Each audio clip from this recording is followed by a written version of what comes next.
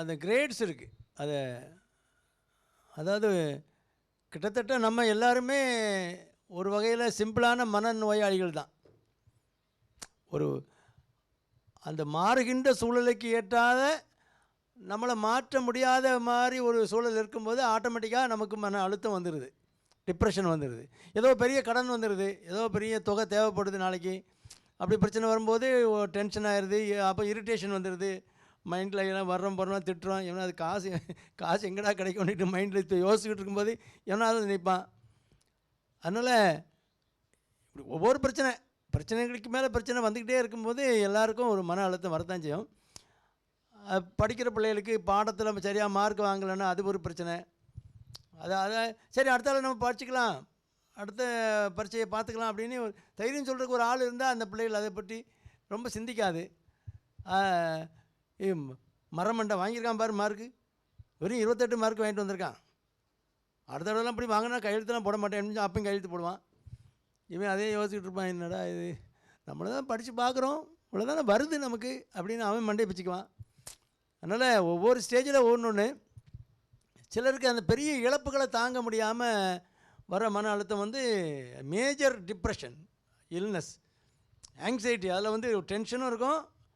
சில நேரம் அவங்க பக்கத்தில் உள்ளவங்ககிட்டருந்து அப்படியே ஒதுங்கிடுவாங்க, பேச மாட்டாங்க, சொசைட்டிக்கு வர மாட்டாங்க, அந்த மாதிரி சரியாக சாப்பிட மாட்டாங்க, அப்படிலாம் வந்துடுவாங்க. அப்படி வரும்போது ஹார்மோன் சேஞ்சஸ் வரும், பாடியில் நிறைய ஹார்மோன் சேஞ்சஸ் வரும். அதில் ஆங்ஸைட்டி ரொம்ப டென்ஷனாக இருக்கவங்களுக்கு அட்ரினலின்ங்கிற ஹார்மோன், அதுக்கு இருதயத்தை இடைஞ்சல் பண்ணக்கூடிய ஹார்மோன், ஹைப்பர் டென்ஷன், பிபி கூடிரும், தூக்கம் வராது, இருதய துடிப்பு அதிகமாகும். ஒரு ஏற்கனவே இதே நோயாளியாக இருந்தேன்னா நீங்கள் சொன்ன மாதிரி டெத்து வர்றதுக்கும் வாய்ப்பு இருக்குது. அது ரேர் கண்டிஷன், ரேராக வரலாம், அதனாலேயும் வரலாம். அதனால் நீங்கள் அது டிப்ரெஷனில் இருக்கிறவங்க ட்ரீட் பண்ணாமல் விட்டிங்கன்னா அந்த ஆங்ஸைட்டி டென்ஷன்லேயே அவனுக்கு அந்த அட்ரினர்ஜிக் ட்ரைவ் இருக்கும், ஹார்ட்டை பாதிக்கக்கூடிய சுரப்பிகள் அதிகமாக வேலை செய்து இதயத்தை பாதிப்பு வரலாம். ஆனால் ஒரு 30% சொசைட்டியில் எடுத்துக்கிட்டால் ஒரு 30% மக்கள் வந்து எப்போதுமே ஒரு மன அழுத்தத்தில் தான் இருக்காங்க அப்படிங்கிறதான் சர்வே சொல்லுது. இப்போ எங்கிட்டலாம் 10 பேஷண்ட் வருதுன்னா 3 பேர் மன அழுத்தத்தில் தான் இருப்பான்.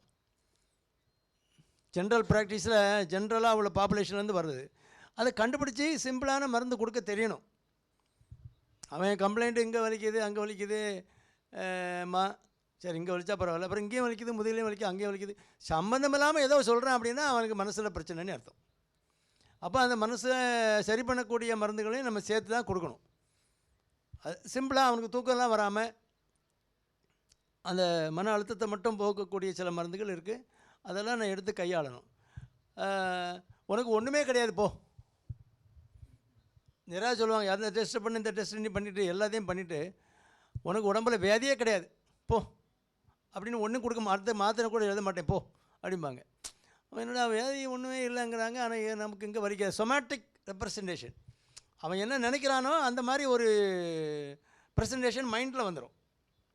இப்போ நமக்கு நெஞ்சில் ஹார்ட்டில் எதுவும் ப்ராப்ளம் இருக்குமோ நினச்சிக்கிட்டே இருந்தான்னா என்ன பண்ணுவான். எனக்கு தெரிஞ்ச ஒரு நண்பர் உண்டு, ஒரு 15-20 வருஷத்துக்கு முன்னால் நான் முனிசிபாலிட்டிக்கு ஏற்றால கடை வச்சுருக்கும்போது, மளிகை கடை தானே வச்சுருந்தேன். இப்போ என்ன பண்ணால் துணி வியாபாரம் பண்ணணுன்னு நாகர்கோவிலுக்கு கிளம்பி போவான், பேக்கை தூக்கி தோளில் போட்டுட்டு பஸ்ஸில் ஏறி போவான். ஒரு 2 மணி நேரம் கழிச்சு பார்த்தா நேரம் வந்து நிற்பான்.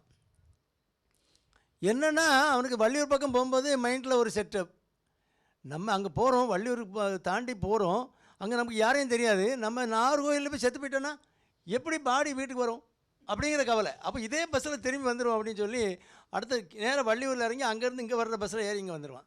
என்ன வியாபாரத்துக்கு போகலையே அப்படின்னா, டாக்டர் அங்கே போனேன் எனக்கு பயமாக இருக்குது நான் வந்துட்டேன்ப்பா.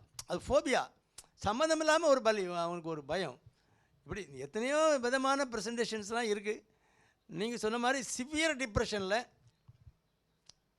சூசைடல் டெண்டன்சி ரொம்ப காமன். செத்துட்டானே யாரும் இல்லையே இப்போ வீட்டில் தொங்கிட்டானே அப்படியே மனசில் வரும். அந்த சூசைடல் டெண்டன்சி ஹிஸ்ட்ரியை நம்ம கேட்டு அவனை சரி பண்ணலைன்னா எனக்கே ஒரு நாள் தொங்கிடுவான், இல்லை எனக்கு எனக்கே கணத்தில் குதிச்சு கிடப்பான். அப்படி அந்த அன்ட்ரீட்டட் டிப்ரெஷன் அது வந்து டேஞ்சரஸ்.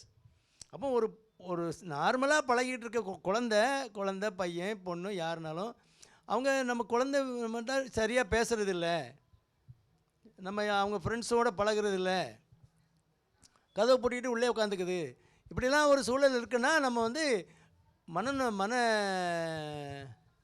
மனோதத்துவ நிபுணர்கிட்ட போய் காட்டணும். நீங்கள் வந்து சைக்காட்ரிஸ்ட்டை கூப்பிட்டு போகிறேன்னு சொல்லக்கூடாது, கவுன்சிலர்கிட்ட கூப்பிட்டு போகிறேன்னு சொல்லணும்.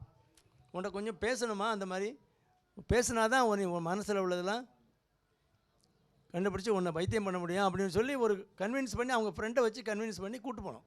வரமாட்டாங்க, நான் எனக்கு என்ன பைத்தியமாக அந்த டாக்டரை கூப்பிட்டு போகிறேன், நான் கிறுக்கா அப்படிம்பாங்க. அதனால் அதெல்லாம் நிறைய பிரச்சனைகள் இருக்குது. இருந்தாலும் நமக்கு கிறுக்கு பிடிச்சாமல் நம்ம நிதானமாக இருந்து அதெல்லாம் டீல் பண்ணி, அதுக்குரிய ஸ்பெஷலிஸ்ட்டை போனீங்கன்னா அவங்க இதே மாதிரி கேஸ் தான் பார்த்துக்கிட்டே இருப்பாங்க. அதனால் அவங்ககிட்ட எந்த மாதிரி பேச்சு கொடுக்கணும், எந்தெந்த மாதிரி கேள்விகள் கேட்கணும் அப்படிங்கிறது அவங்களுக்கு தெரியும். கேட்டு அதை சரி பண்ணலாம். அதனால் வித்தியாசமான ஒரு பிஹேவியர் இருக்குது குழந்தைக்கு. ஏன்னா பசங்களாம் எடுத்துக்கிட்டோன்னா ட்ரக் அப்யூஸ் ரொம்ப காமன் ஆகிடுச்சு. அவன் கண்ட மாத்திரையும் சாப்பிடுவான், இல்லைனா ஒரு அப்யூஸ், சின்ன ஒரு பொடியை தூக்கி வாய்க்குள்ள வச்சுக்குவான், அவனுக்கு என்னமோ உலகமே மறந்துடும், வேறு மாதிரி ஆகிடுவான். அதனால் அதெல்லாம் கண்டுபிடிக்கணும். வீட்டில் இருக்கவங்க சும்மா பசங்க ஏதோ ஸ்கூலுக்கு போகிறான் காலேஜுக்கு போகிறான்னு நினச்சிக்கிட்டு கூடாது.